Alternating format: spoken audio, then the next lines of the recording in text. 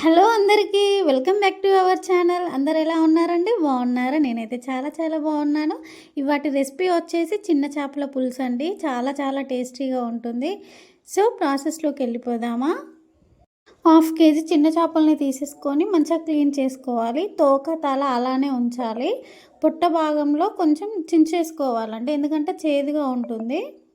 1 table spoon అల్లం వెల్లుల్లి paste వేసుకోవాలి. అలానే 1 టేబుల్ స్పూన్ పసుపు కూడా యాడ్ చేసుకోవాలి. అలానే టేస్ట్కి సరిపోను సాల్ట్ వేసేసుకొని ఒకసారి మొత్తం కలిపేసుకోవాలండి. అలానే 2 టేబుల్ స్పూన్ల దాకా కారం వేసుకొని మంచిగా కలుపుకోవాలి. ముక్కలకు అనేది మంచిగా పట్టించాలండి.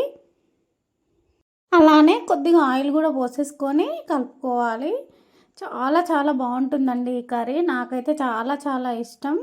సో ఫైనల్గా ఒక నిమ్మకాయ పిండేసుకుందాం. ఒక నిమ్మకాయ వక్క, గుప్పెడంతా చింతపండు తీసేసుకొని నానబెట్టుకోవాలండి. సో ఇప్పుడు ప్రాసెస్లోకి వెళ్ళిపోదామా? ఒక కడాయి పెట్టుకొని మెంతులు వేయించుకోవాలి.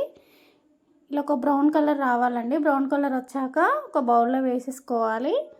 నెక్స్ట్ జీలకర్రని కూడా వేసేసుకొని వేపుకోవాలి. అలానే ధనియాలను కూడా మంచిగా బ్రౌన్ కలర్ వచ్చేదాకా వేపేసుకొని ఒక మిక్సీ జార్లో వేసుకొని మిక్సీ పట్టేసుకోవాలండి. ఇలా మిక్సీ పట్టుకున్న పౌడర్ని కూడా పక్కకు పెట్టేసి ఇప్పుడు ఒక కడాయి పెట్టుకొని అందులో ఆయిల్ పోసుకొని ఆయిల్ హీట్ అయిన తర్వాత జీలకర్ర మెంతులు వేసుకొని అలానే కట్ చేసి పెట్టుకున్న ఆనియన్ కూడా వేసేసుకొని మంచిగా బ్రౌన్ కలర్ వచ్చే వరకు వేయించుకోవాలండి. మంచిగా ఫ్రై చేసుకోవాలి. 1 టేబుల్ స్పూన్ అల్లం వెల్లుల్లి పేస్ట్ వేసుకోవాలి. అలానే 1 టేబుల్ స్పూన్ పసుపు కూడా వేసేసుకొని ఒకసారి మొత్తం అంతా కలుపుకోవాలి. కలుపుకున్న తర్వాత ఇప్పుడు చిన్న చేపల్ని వేసేసుకోవడమేనండి.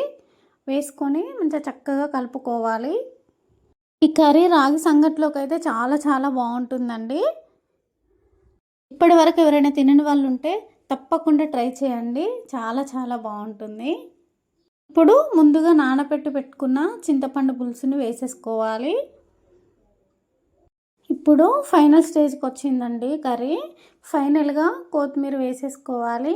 అలానే మనం ముందుగా పొడి చేసి పెట్టుకున్నాం కదా జీలకర్ర మెంతులు ధనియాలు, అవి కూడా వేసేసుకొని ఒక 5 మినిట్స్ ఉంచి ఆఫ్ చేసేయడమేనండి.